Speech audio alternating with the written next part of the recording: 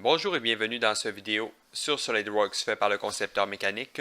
Dans cette vidéo, je vais vous expliquer comment choisir si on fait apparaître un composant à l'intérieur d'une configuration ou non. Donc, bien entendu, lorsque vous êtes dans une configuration, vous pouvez tout simplement faire le bouton de droit et faire supprimer. OK? Ici, donc ça va supprimer dans l'assemblage actuel votre composant. Donc, ça pourrait être une manière de le configurer, mais ce n'est pas une manière qui est, disons, très pratique là, lorsqu'on a plusieurs composants ou plusieurs configurations. Ça peut être long. Donc, tout d'abord, à l'intérieur de mes configurations, vous voyez, j'ai des configurations dans lesquelles j'ai enlevé le pied, après ça, le montant, et puis le support. Donc, au départ, lorsque vous faites le bouton de droit sur une configuration et que vous allez dans la propriété, vous allez avoir l'option supprimer les nouveaux composants. Donc, vous pourriez cliquer sur supprimer le nouveau composant. Donc, ça veut dire qu'à toutes les fois que je vais insérer un nouveau composant dans mon assemblage, exemple dans la configuration 1, 3, 4, etc., donc, le composant ne sera pas inséré dans la configuration 2. Je vais le laisser cocher pour vous montrer.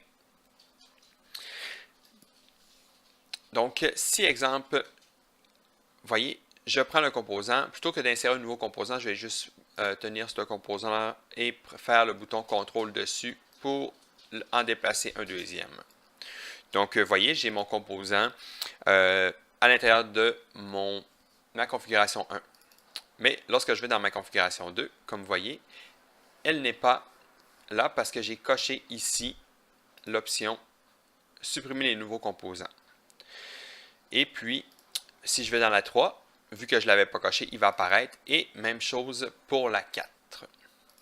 Sinon, ce que vous pourriez faire aussi, vous pourriez aller directement sur votre composant et puis faire le bouton de droit dessus. OK.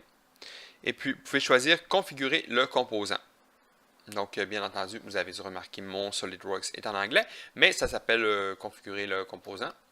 Et puis, à ce moment-là, je vais avoir les options pour choisir, donc, dans quelle configuration est-ce que je veux que le composant soit supprimé. Comme là, si je veux qu'il soit supprimé, exemple, dans le 1 et dans le 4, je ferai appliquer là-dessus et il n'apparaîtra pas dans le 1,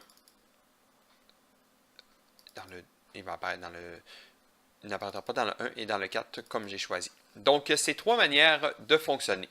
Donc, pour résumer, vous pouvez aller configuration par configuration, mais lorsqu'on a beaucoup de configurations, ce n'est pas très pratique. Faire le bouton supprimer